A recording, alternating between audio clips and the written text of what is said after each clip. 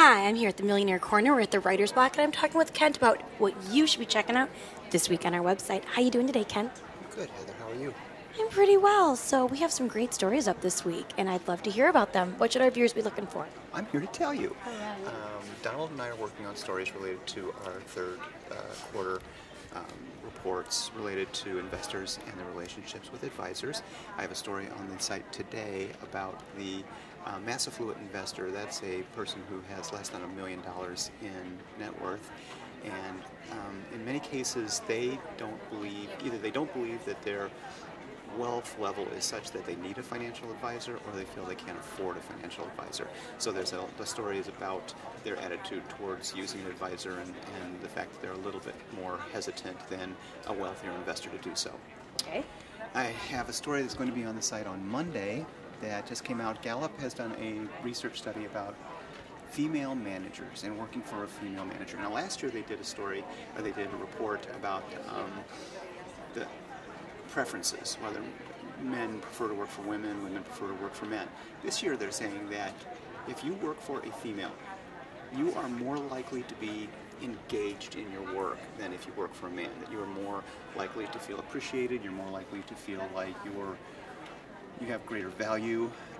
Really? Yeah, and some of the statistics are pretty demonstrative. I mean, there's a huge difference between people who work for females and people that work for males. In the survey, about 33% of the people that were surveyed work for a female manager, and they all report a greater sense of, the word is engagement, that they're a little more engaged in the work. And it also showed that female managers were about 6% more likely to themselves be engaged in the work than male managers. Wow. It's going to be a great story. Anything else that our viewers should be looking for? A special story for you, which I wrote this week, about fashion trucks, which are, and they say that it's kind of like a food truck for fashion, but they're different sorts of trucks. They're the kind of truck that you can walk into, and about 8 feet tall and, 10 feet, 12 feet long.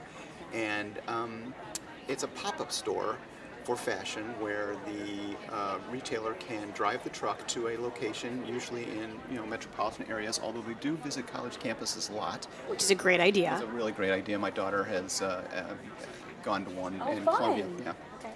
They open the back door and they say, "Here are my wares, and come on in and look at them." And it's a huge, unbeknownst to me, it's actually a huge thing. I mean, there's hundreds of them across the country, and the one website that we refer to in the story, fashiontruckfinder.com, has hundreds of them listed in 14 different metropolitan areas. So it's like you and I were saying, it's a fun way to shop, and it's a different way to shop, and for the retailer, it's a lot less expensive than renting a brick and mortar space. Absolutely. I read about that, and it was like an $80,000 savings. Right. And just in general, just to get started, it would cost a retailer approximately, depending on the amount of space, we're saying about $100,000 to get started. And for the truck and their goods, we're saying $20,000, $25,000 just to get on the road and get started. Now, a lot of them do have brick and mortar spaces as well. A lot of them have websites that you can order from, but the social media plays a huge role too, in that if you find a truck that you like, you can contact them through social media and say, where are you going to be parked today, and get to that part of the neighborhood and shop. That is a great story. I've read it, and it's going to be a great story for our readers to check up on. How you doing today, Donald? Well, fine, thank you. So what should our readers be looking for? Well, we have a story up about retirement and retirement savings.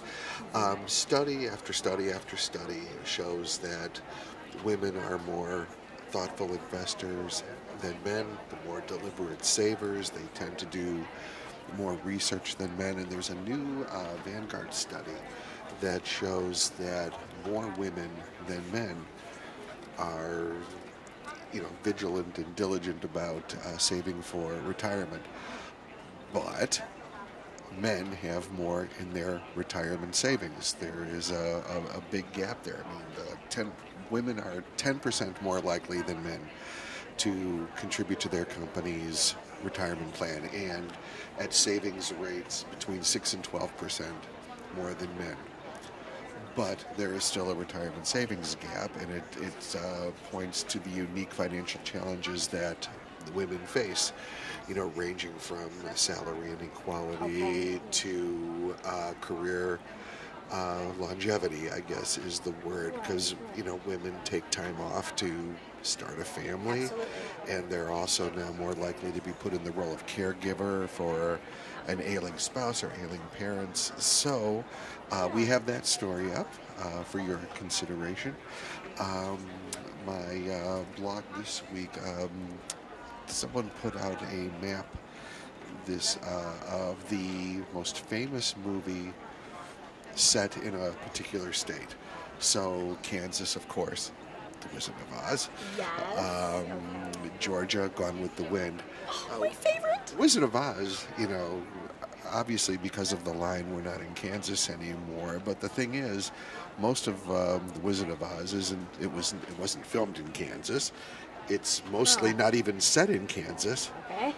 But I guess it's better than In Cold Blood. So so we'll go with Wizard of Oz. So we map those out, and I offer some alternatives for movies that I think should have been better representing their states. For example, Florida, the list says Scarface.